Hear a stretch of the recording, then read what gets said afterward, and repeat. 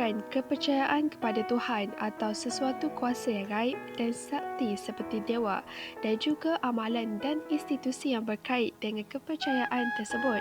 Agama dan kepercayaan merupakan dua perkara yang sangat berkaitan, namun agama mempunyai makna yang lebih luas, yakni merujuk kepada satu sistem kepercayaan yang kohesif, dan kepercayaan ini adalah mengenai aspek ketuhanan. Kepercayaan yang hanya melibatkan seorang individu lazimnya tidak dianggap sebagai sebuah agama. Sebaliknya, agama haruslah melibatkan sebuah komuniti manusia.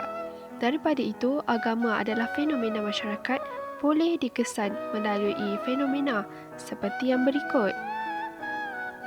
Yang pertama adalah pelakuan seperti sembahyang, membuat sajian, perayaan dan upacara. Yang kedua adalah sikap seperti hormat, kasih ataupun takut kepada kuasa luar dan anggapan suci dan bersih terhadap agama. Ketiga, penyataan seperti jampi, mantra dan kalimat suci. Yang terakhir adalah benda-benda material seperti yang zahir seperti bangunan. Contohnya masjid, gereja, azimat dan tangkal. Dari segi bahasa, akhlak berasal daripada perkataan khulq yang bererti perilaku, perangai atau tabiat.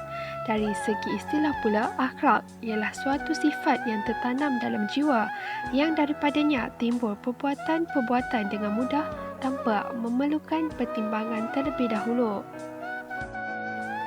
Kehidupan manusia yang beragama Islam bermula dari awal kelahiran hingga ke saat kematian harus berlandaskan ajaran Islam. Sesungguhnya, semuanya telah ditunjukkan oleh Islam sama ada melalui wahyu ilahi di dalam Al-Quran atau hadis Nabi Muhammad SAW. Peranan akhlak dalam pembinaan sasiah seseorang tidak boleh dinafikan lagi kepentingannya. Proses pembentukannya adalah selaras dengan perkembangan jiwa seseorang itu sendiri. Untuk membentuk akhlak yang baik memang sukar, tetapi apa yang harus dilakukan oleh seorang Muslim ialah dengan cara mempraktikkan usaha ke arah kesempurnaan akhlak. Sabda Rasulullah SAW yang bermaksud, sesungguhnya yang terbaik di dalam kalangan kamu ialah yang terbaik akhlaknya.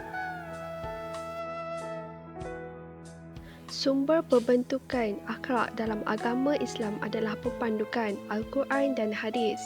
Al-Quranul Karim bukan sahaja satu kitab yang membicarakan masalah-masalah hukum Allah, politik dan pendidikan, bahkan ianya juga menyingkap bidang-bidang sosiologi, khasnya pembentukan sasiah seseorang insan dan sesebuah masyarakat. Sumber utama rujukan ilmu akhlak ialah kitab Allah yang menghuraikan secara terperinci dan jitu. Dalam kamus Al-Mu'jam dimuatkan ayat Al-Quran yang membawa maksud Al-Khuluq, firman Allah yang membawa maksud, dan sesungguhnya engkau, wahai Muhammad, benar-benar berbudi pekerti yang agung. Dipetik dari surah Al-Qalam ayat 68. Berdasarkan maksud di atas, akhlak membawa maksud kepribadian, sasiah dan sifat-sifat yang merujuk kepada perbuatan mulia. Akhlak yang dihuraikan oleh Al-Quran dijelaskan lagi menerusi hadis Rasulullah SAW. Anas radhiyallahu anha meriwayatkan sebuah hadis yang diambil Rasulullah SAW dalam kata-kata Sayyidatina Aisyah. Nabi Muhammad itu semulia-mulia manusia daripada sudut akhlaknya. Sabda Rasulullah SAW yang bermaksud, akhlak yang baik melupuskan dosa sebagaimana air mencairkan benda keras, sedangkan akhlak yang keji itu merosakkan amalan sebagaimana cuka merosakkan madu. Kalangan tokoh terkemuka yang dipilih dalam bidang moral dan akhlak ialah Ibnu Miskawayh. Nama benar beliau ialah Abu Ali Ahmad Ibnu Muhammad Ibnu Yaqub Ibnu Miskawayh yang dilahirkan di kota Ray sekitar tahun 330 Hijrah bersamaan 941 Masihi. Beliau wafat di Asfahan pada tanggal 9 Safar 421 Hijrah bersamaan 1030 Masihi. Sebelum menganut agama Islam, Ibnu Miskawayh menganut agama Majusi, dan setelah menjadi orang Muslim, ia merupakan sarjana yang taat dan mendalam pengetahuan keislamannya. Ibnu Miskawayh adalah seorang sastrawan di samping terkenal sebagai seorang ahli falsafah dan ahli etika. Beliau merupakan antara ulama yang banyak memberi sumbangan dalam bidang moral. Dalam pemikiran Islam, perbincangan tentang akhlak tidak lengkap sekiranya tidak disebut pandangan beliau. Ibnu Miskawayh berpendapat akhlak ialah satu keadaan yang wujud dalam jiwa manusia. Ia perlu direalisasikan tanpa menggunakan akal fikiran kerana ianya adalah sesuatu yang tabii dan merupakan adat kebiasaan sama ada bersifat baik atau kurang baik. Menurut beliau, akhlak juga adalah satu sifat yang boleh menerima perubahan sama ada perubahan tersebut berlaku dengan cepat atau lambat. Sabda Nabi SAW, tidak ada sesuatu yang lebih berat dalam timbangan pada hari akhirat dari akhlak yang baik. Hadis riwayat Abu Dawud. Untuk mengatasi masalah akhlak di kalangan masyarakat pada zaman itu, Ibnu Miskawayh telah mengemukakan satu etika tentang contoh hidup yang tinggi dan murni sebagai hamba Allah. Etika hidup tersebut boleh diringkaskan seperti berikut. Pegangan agama yang mantap, usaha dari individu, mengetahui hakikat jiwa manusia, menjalani hidup bermasyarakat, bersahabat dengan orang yang baik dan mengambil berat terhadap rawatan rohani. Hadis meriwayatkan sesungguhnya Allah benci kepada orang yang jelik budi pekertinya serta kotor lidahnya. Hadis riwayat Imam Tirmizi. Ibnu Miskawayh berpendapat bahawa matlamat utama setiap agama adalah untuk melahirkan akhlak mulia. Ini tidak akan terhasil melainkan apabila setiap individu percaya bahawa agama adalah sesuatu yang perlu untuk dijiwai. Beliau juga telah meletakkan satu garis panduan dalam menghayati konsep tolong-menolong, iaitu jikalau seseorang itu banyak melakukan pertolongan, maka dia berhak mendapat banyak bantuan.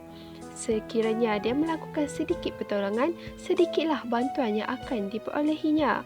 Sesungguhnya ada dua hal pada dirimu yang dicintai oleh Allah, iaitu lemah lembut dan tidak mudah marah. Hadis riwayat Muslim. Bersahabatlah dengan orang yang berpribadi mulia kerana ia merupakan antara perkara yang boleh mendidik jiwa. Setiap manusia cenderung untuk mengikut persekitarannya. Sebagaimana kata seorang cendekiawan Arab yang bermaksud, beritahu aku siapa kawan engkau, nescaya aku boleh beritahu siapa engkau. Meneliti perjalanan hidup para nabi, ulama dan pahlawan Islam kerana ia boleh dijadikan teladan kepada orang yang mengkajinya. Muda-mudi Malaysia pada masa kini sedang berhadapan dengan krisis keruntuhan akhlak yang melibatkan semua tanpa mengira bangsa, jantina, status, sosial, umur dan latar belakang akademik. Permasalahan ini seringkali dikaitkan dengan proses perindustrian dan ledakan globalisasi yang wujud dalam dunia hari ini. Pembangunan dan kemajuan perlu diteruskan demi kepentingan negara dan rakyat. Namun, usaha dan langkah terperinci perlu diambil oleh semua pihak di negara kita bagi mengurangkan permasalahan ini. Antara masalah akhlak yang sedang berlangsung di negara ini ialah masalah kerenggangan sosial, ketagihan dadah, seks bebas, lari dari rumah, sumbang mahram, individualistik, materialistik dan rasuah. Permasalahan yang telah dikenal pasti dan dibincang sebagai kayu ukur untuk memperbaiki kepincangan yang wujud demi membina kemajuan bangsa yang seimbang dari spiritual dan material. Maka melihat kepada kepincangan yang ada dalam masyarakat hari ini, kerja-kerja ke arah mengatasi masalah sewajarnya dijalankan secara serius. Kesimpulannya, kekuatan sesebuah tamadun manusia bergantung kepada sedalam mana manusia mendalami nilai akhlak dalam Islam.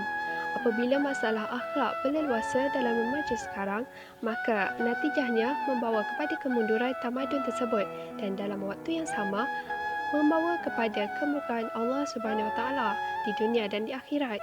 Justru, permasalahan ini sewajarnya diatasi secara menyeluruh dan melibatkan semua lapisan masyarakat, sama ada secara langsung ataupun tidak.